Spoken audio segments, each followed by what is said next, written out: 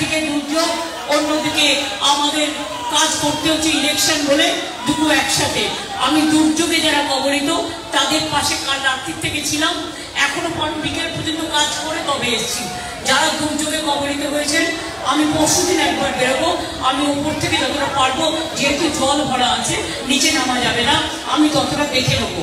এবং তাদের যাদের রিলিফ ক্যাম্পে রাখা হয়েছে, যাদের ঘর বাড়ি ভেঙে গেছে বা যাদের বাড়ি আংশিক ভেঙেছে বা যাদের কৃষি জমি বা ব্যবসার ক্ষতি হয়েছে, আপনাদের চিন্তার কোনো কারণ নেই। দিদি আছে আপনাদের পাহারাদার। মানুষ যখন বিপদে পড়ে সবসময় থাকে, তাই আপনারা চিন্তা করবেন না। আপনাদের কাউকে খালি রাস্তায় আমি থাকতে দেবো না, সবাইকে সাহায্য করব যতটা মানবিক হিসেবে সাহায্য করা যায়। এবং আমাদের প্রশাসন একদম ঢেলে সাহায্য করছে, চেষ্টা করছে। রিলিফ ক্যাম্পে যারা আছেন তাদের খাওয়া দাওয়া থেকে শুরু করে তাদের চিকিৎসা থেকে শুরু করে, ইভেন আপনারা শুনলে খুশি হবেন, এই ইলেকশন করার পরেও আমি কিন্তু ইম্পর্টেন্ট হাইয়েস্ট লেভেলের অফিসারদের পাঠিয়েছি যেসব জায়গাগুলোতে এই বর্ষা হয়েছে। সবাই ভালো থাকুন, সুন্দর থাকুন, আর আপনাদের সকলকে ধন্যবাদ জানাই।